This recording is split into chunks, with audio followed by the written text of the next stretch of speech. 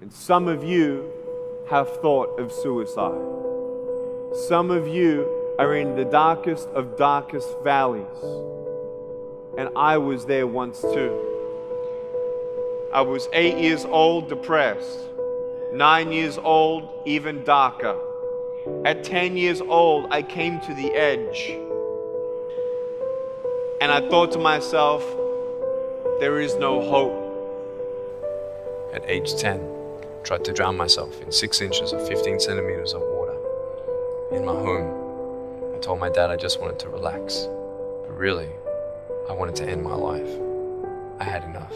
The first 2 times I rolled over, I was trying to work out how much air I hold in my lungs before I let it out. And the third time, in my mind, knowing that I wanted to get out of here because of the bullying in my life, because I was going to be a burden to my parents and I had nothing to look forward to, I realized at that moment that if I actually went through with committing suicide, I would leave a greater burden for my parents than they already had.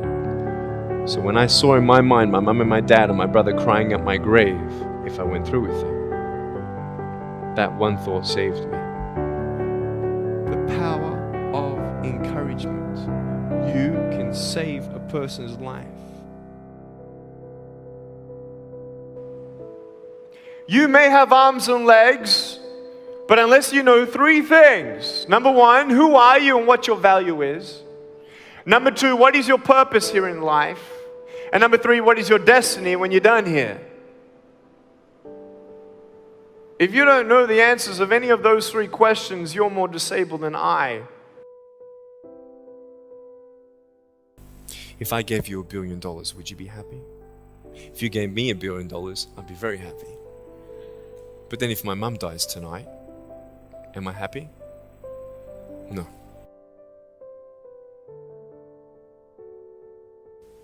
Life is worth living when you find purpose.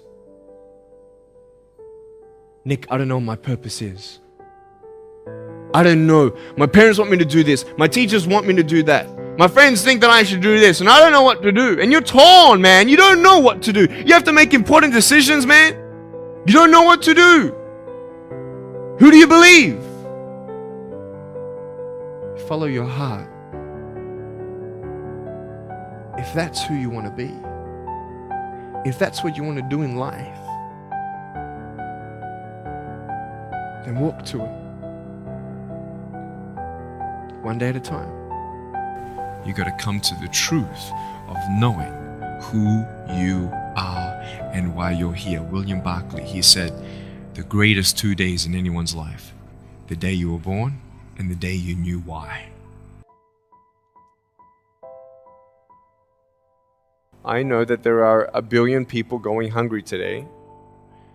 I know that this year 1 million people will commit suicide. It's 1 every 40 seconds. So many people tease each other. Oh, you're too short, you're too tall, you look whatever. Different hair and all that. It doesn't matter. See, the thing is, when you're in school, when you're growing up in life, it actually sort of matters to people how you look. And then it matters to you because it matters to others. Why? Why does it matter how you look? Because if they don't like you, then who will? If they don't accept you, then who will? I know so many teenagers who look themselves in the mirror and wish that they had a different body. I want to ask you, what are you going to believe? Are you going to believe in yourself? Are you going to believe everybody else's judgment on you? Are you going to believe people when they say that you're a failure?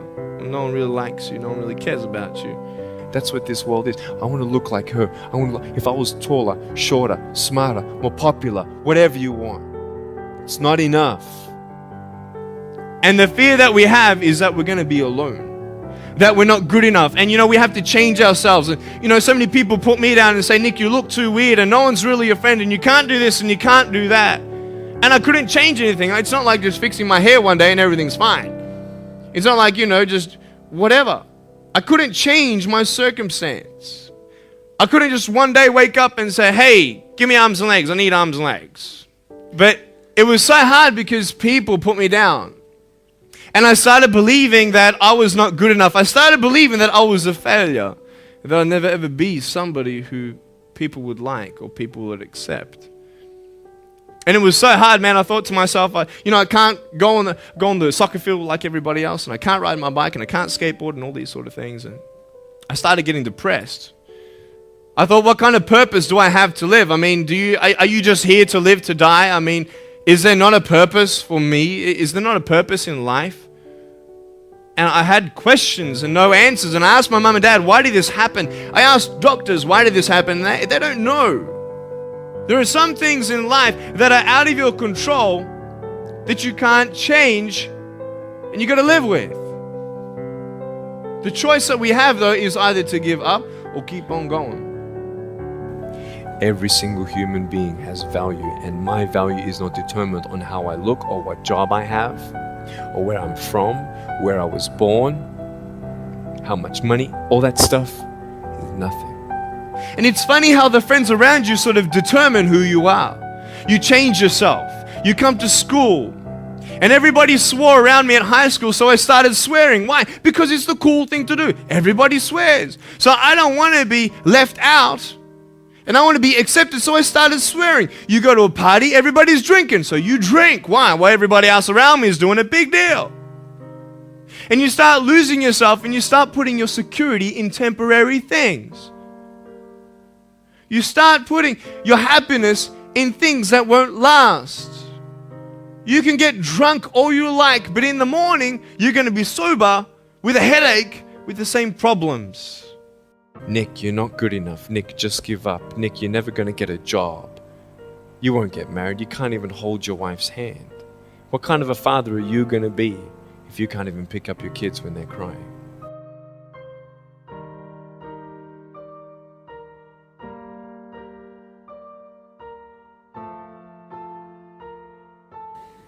But I tell you, there are some times in life where you fall down and you feel like you don't have the strength to get back up.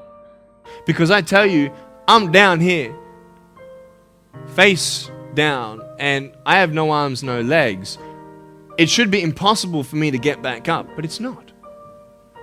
You see, I will try 100 times to get up, and if I fail 100 times, if I fail and I give up, do you think that I'm ever going to get up? No. But if I fail, I try again and again and again. For as long as I try, there's always that chance of getting up. Does that make sense?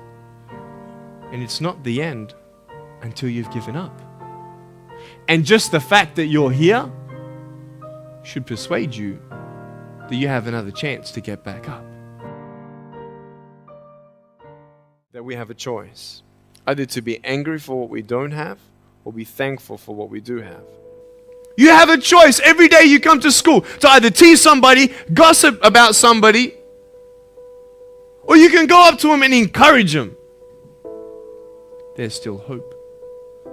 I'm not here today to tell you that I understand your pain. I don't know how it feels to be abused. I don't know how it feels to feel, quote, fat and you've got an eating disorder. I don't know how it feels to have a broken home. But I just want you to know that it's not the end. It matters how you're going to finish. Are you going to finish strong? Today, I still have no arms, no legs. But everything's changed. When I'm 24 years old, 5-6 years ago, I was in California. And I never met anybody else like me. When I was 10 years old, I wish I would have met somebody like me. Never did.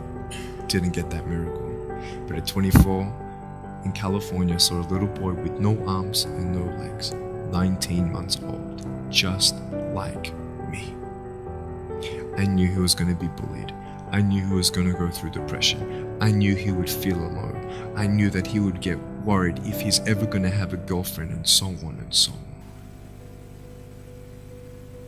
I got the father to bring him up on stage in front of 2,000 people. And everyone was crying. And it was a materialization of when you don't get a miracle, you can be a miracle for someone else.